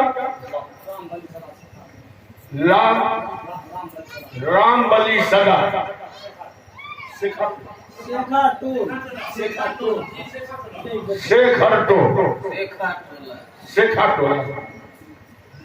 टोला ये राम बलि सदा जी है, इन्होंने भी 11 रुपए का पुरस्कार प्राप्त करवाया है।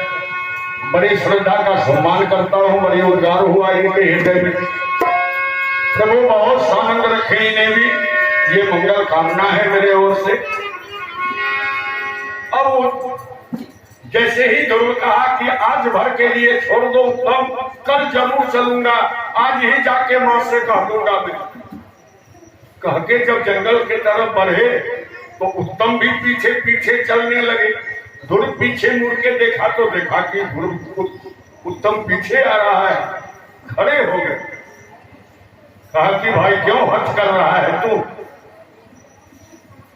तू फूलों पर पलने वाला राजकुमार है उत्तम, और मैं जिस रास्ते से जाता हूं अपने घर, कई हजार कांटों से उलझना होता है रास्ते में हमें।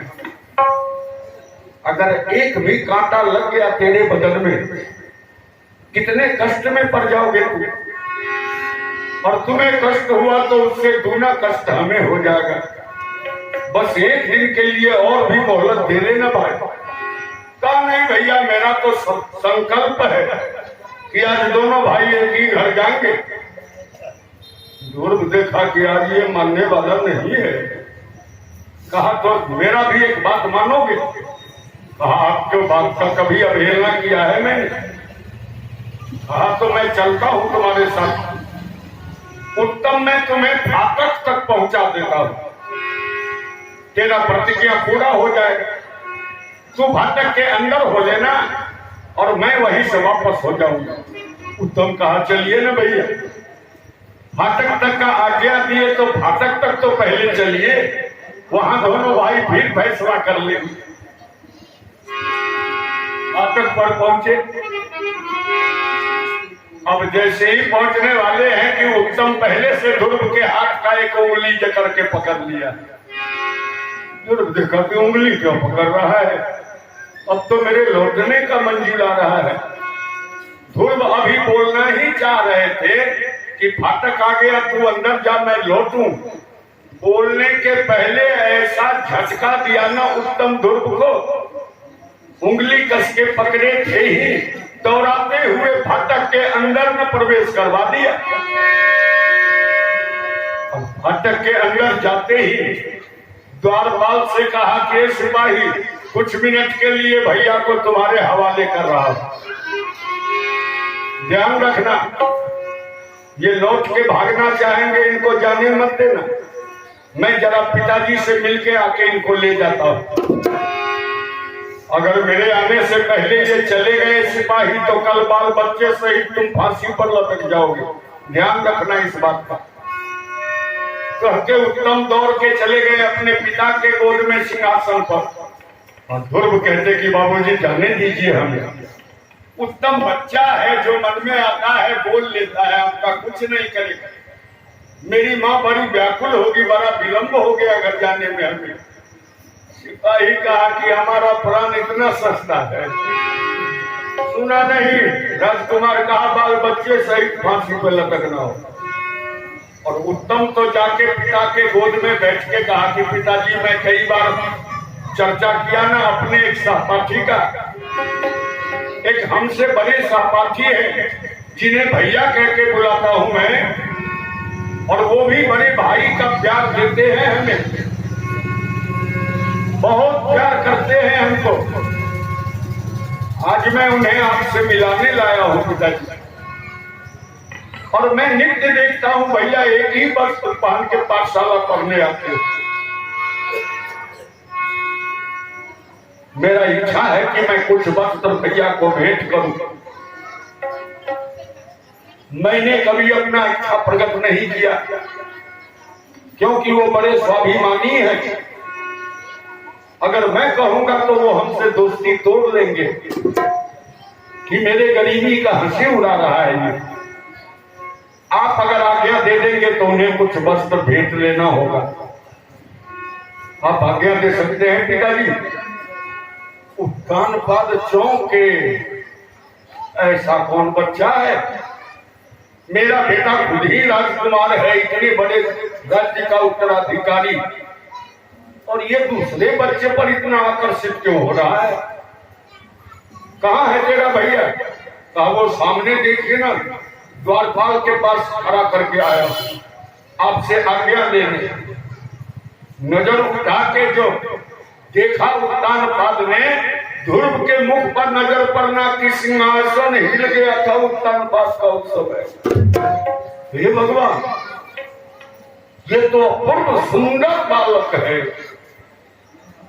मेरा बेटा राजकुमार जरूर है, लेकिन इसके ललाट में वो रोशनी नहीं है जो रोशनी उस खाक में लिपटाए हुए कोहिनूर हीरा के ललाट में जल रहा है। कौन ऐसा बर्भागी है जिसे इतना सुंदर पुत्र प्राप्त हुआ? ईर्ष्या हो रहा है ऐसे पिता के भाग्य पर हमें। कहा कि उत्तम, तुम्हें तो वस्त्र का भंडार ही सौंप रखा हूं बेटे, जितना वस्त्र भेंट करना हो अपने भैया को भेंट करो ना। भंडार में जब कमी हो जाए तब हमें कहना, मैं भंडार पूरा करवा दूंगा। उस भंडार से खर्च करो, पहनो, बांटो, फेंको, फूको, कुछ करो, तुम्हें भंडार भरा हुआ मिलेगा बेटा। जितना वस्त्र भेंट करना हो कर ले भैया। पिता से आज्ञा मिला, उछलते कूदते वस्त्र के भंडार की तरफ दौड़ जाते हैं उत्तम।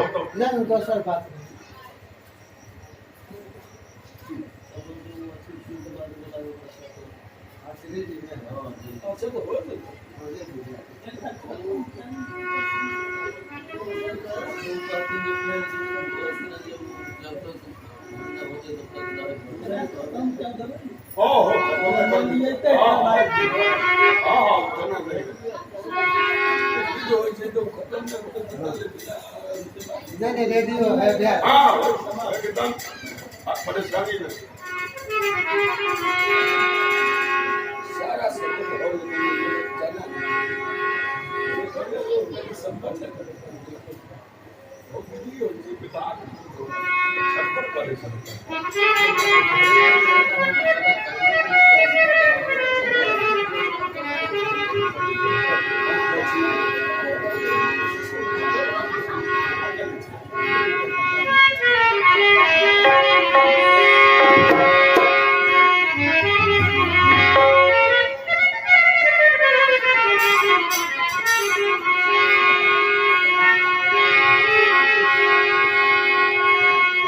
बस्ती बस्ती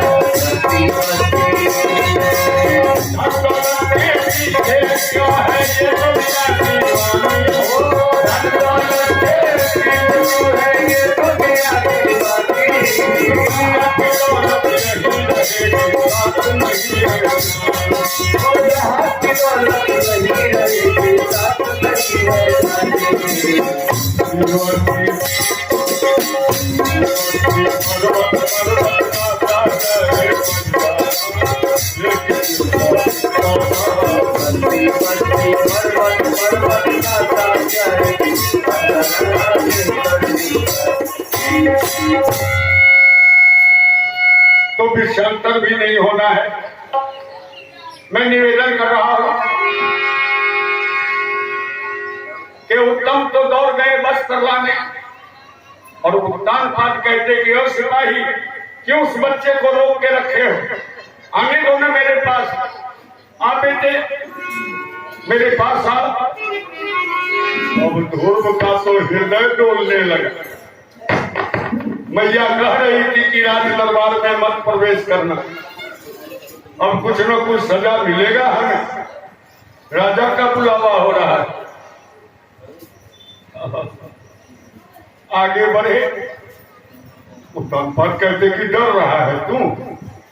नहीं नहीं, उत्तम कहा कि वो हमारे भैया हैं और उत्तम मेरा बेटा है, तो जो मेरे बेटे का भैया हो वो भी तो मेरा बेटा ही होगा। हमसे क्यों डर रहे हो? ए बेटा तुम्हारा नाम क्या है? दोनों हाथ जोड़े। कहा राजन ध्रुव मेरा है, राजन ध्रुव मेरा है।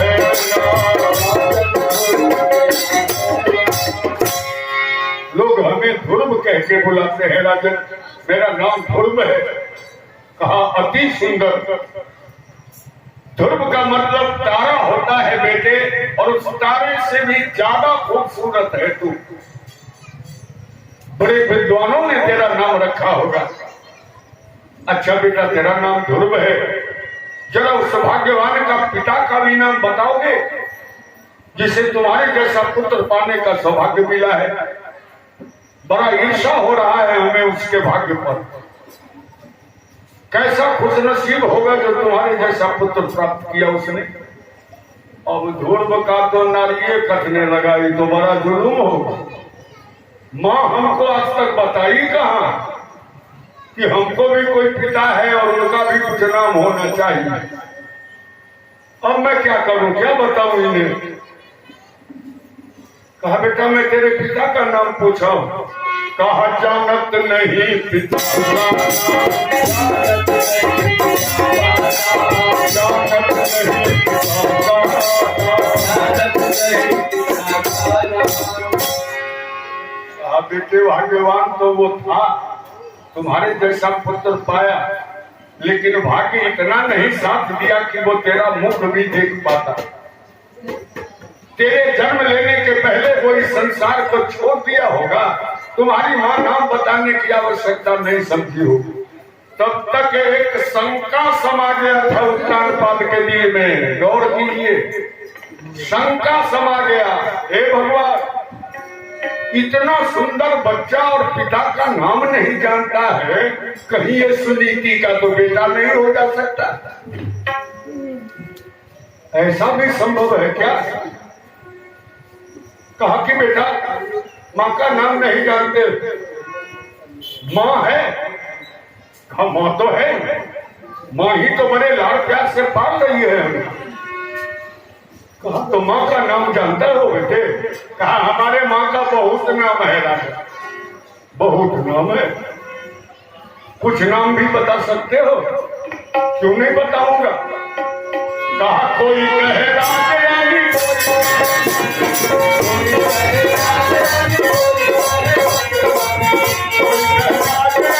कोई कहे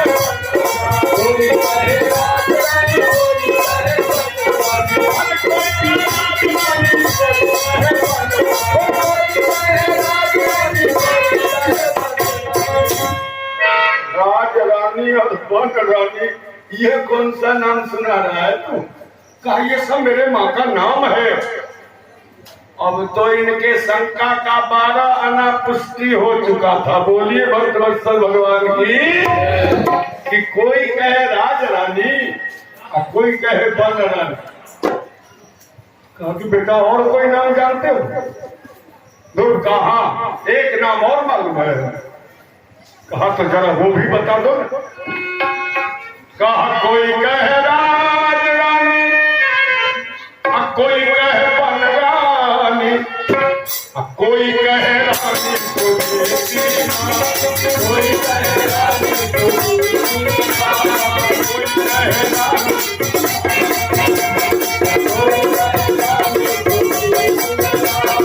कोई कहे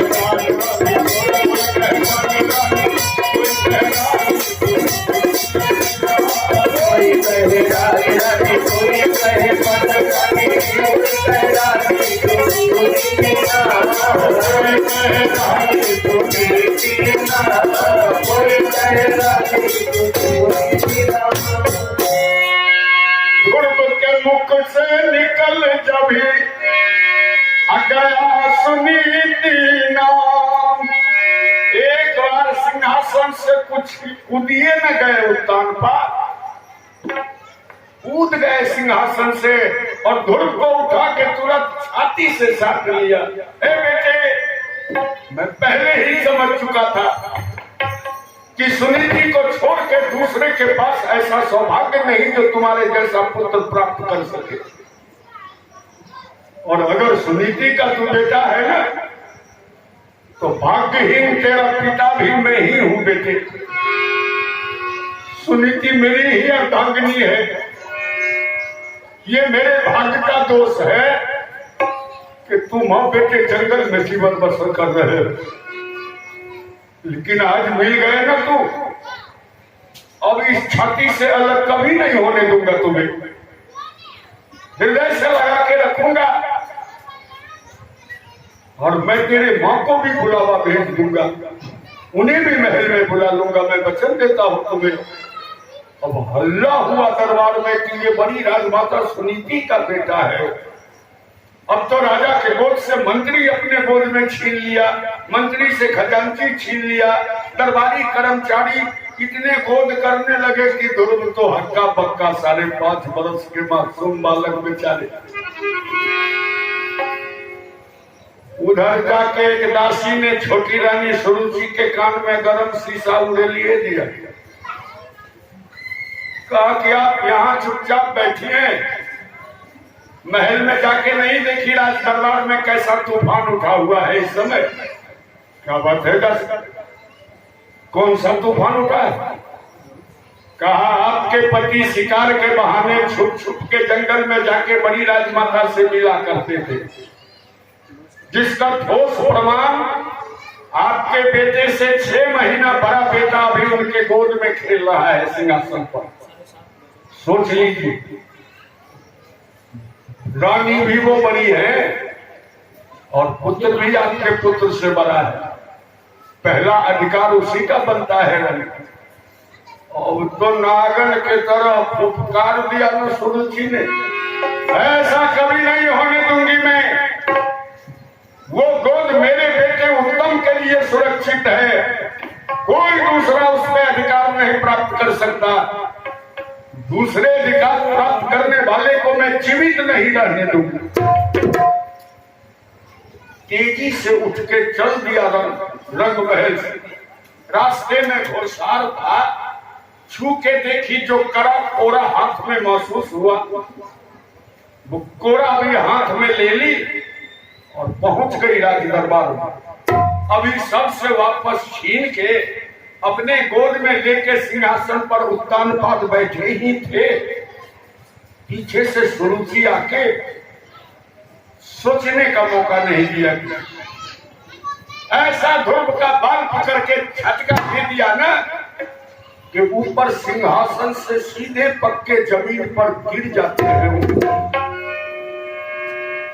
ध्रुव के गिरते ही सर तो फूट ही गया ध्रुव का। ऊपर से नीचे उतर के कोड़ा बरसाना शुरू कर दिया सुरुचि ने कि जन्म उधर सुनीति के लाला बैठन चाहत गोद सुनीति के उग्र से जन्म लिया और राजा के गोद में बैठने का हौसला कैसे हो गया तुम्हें? अगर राजा के गोद में बैठना था तो मेरे उधर से जन्म लेना चाहिए तुम्हें। ये गोद मेरे बेटे उत्तम के लिए सुरक्षित है। ध्रुव कहते कि मां मैं कोई अधिकार मांगने कहाँ आया? मुझे ये सब बात समझ में नहीं आ रहा मां। मैं अपने सहपाठी के प्यार में यहाँ से घर पहुंचाने आ गया था माता। माँ माँ कहते रहे और कोड़ा बरसाती रही।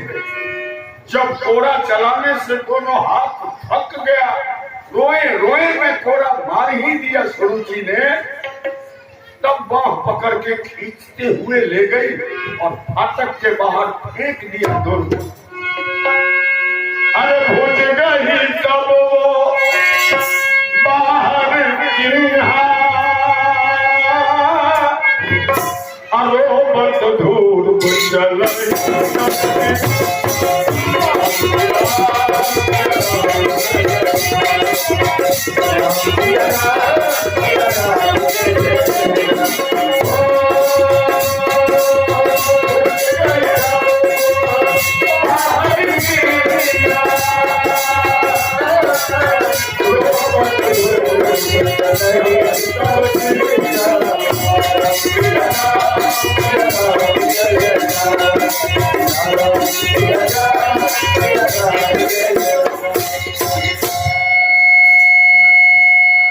बेचारे रोते बिलखते चल देते हैं। मन ही मन सोचते कि ये सजा हमें मिलना चाहिए। मैं दो बार माँ के वचन का उल्लंघन कर दिया हूँ।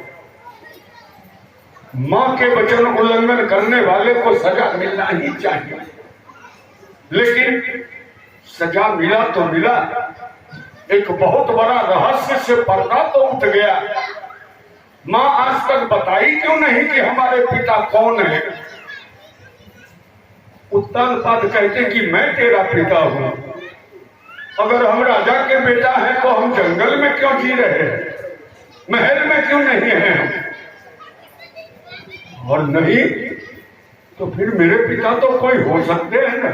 आज तक माँ इस बात को छुपा के क्यों रखी? आज माँ से चल के पूछ ही लेता हूँ। इस रहस्य से पर्दा हटाना होगा भैया। रोते बिलखते सोचते ध्रुव जा रहे हैं। उधर जब ढेर सारा वस्त्र लेके उत्तम लौटे कि ये सारा वस्त्र भैया को भेंट करूंगा, लेकिन राज दरबार में तो सन्नाटा छाया हुआ है। स्तब्ध सभी खामोश पड़े हैं। ठीक मंत्री से पूछ दिया कि मंत्री क्या बात है, सब इतने खामोश क्यों है? सन्नाटा क्यों है दरबार में?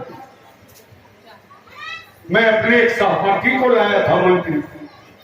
हमारे भैया किधर है बता सकते हो? मंत्री कहा कि राजकुमार, जिन्हें सहपाठी बना के लाए थे ना पाठशाला से आप, वो सहपाठी नहीं आपके सगे भाई हैं। एक ही पिता के दोनों पुत्र हैं आप, सिर्फ दोनों की माता अलग अलग है। और आपके माँ के कारण ही वो माँ बेटे जंगल में जीवन बसर कर रहे हैं अपना, और इससे भी संतुष्ट नहीं हुई आपके माता। ये जितने खून का छींटा देख रहे हो ना राजकुमार, ये सारा तुम्हारे भाई के बदन से निकाला गया है। देखिए गौरव पुरस्कार का आगमन हो गया है। आप हमारे राजेश जी बड़े शुभ चिंतक हैं। ये हमारे बहुत ही प्यार रहता है हमसे इनको। सर्वदा मेरा मंगल ही चाहते रहते हैं। इन्होंने भी 50 रुपए का पुरस्कार प्राप्त करवाए हैं हमें। मैं बहुत बहुत धन्यवाद ज्ञापन करते परिवार के सानंद जीवन का मंगल कामना करता हूं प्रभु से। अब देखे उत्तम जैसे ही सुना हाथ से सारा वस्त्र छूट गया, गिर गया जमीन पर और दीवार में सर फोड़ने लगे, भैया भैया भैया करके पुकारने लगे। अब देखिए उधर ध्रुव जब पहुंचे, उत्तम को बेड़ी में जकड़ा गया। सुरुचि वापस रंग महल में गई तो इन्हें भी मां का ममता जगा। इन्होंने भी सोचा कि मेरा तो कुछ नहीं बिगाड़ा था, वो मासूम माँ माँ कह के ही पुकार रहा था और मैं नागन के तरफ फुटकारती उसके बदन पर कोहरा बरसाती रही। धिक्कार है मेरे इस जीवन पर, तुम हाथ टूटा क्यों नहीं? इतने जोरों से हाथ को तोड़ने लगी। इन्हें भी बेड़ी में जकड़ा गया। उत्तानपाद अलग करवट पे करवट बदल रहे हैं, व्याकुल है सिंहासन पर।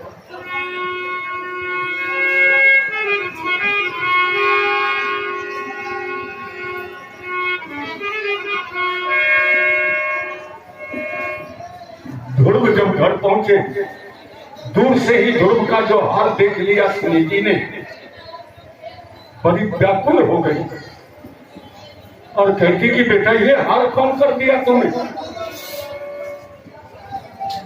किसने ये हाल किया तुम्हारा? पाठशाला में कोई गलती कर दिए क्या? कहा कि माँ आज तो मेरे प्रश्न का मैं उत्तर नहीं दे सकता, मुझे भी प्रश्न ही करना है।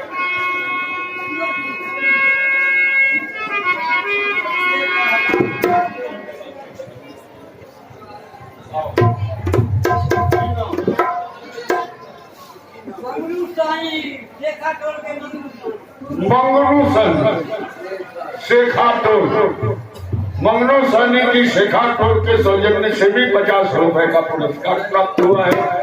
बहुत धन्यवाद प्रभु, बहुत आनंद रखे। ध्रुव कह दिया कि माँ बता दे बाप का तुम ठिकाना, इन दिनों अच्छा कहते हैं हम मुसीबत का जमाना।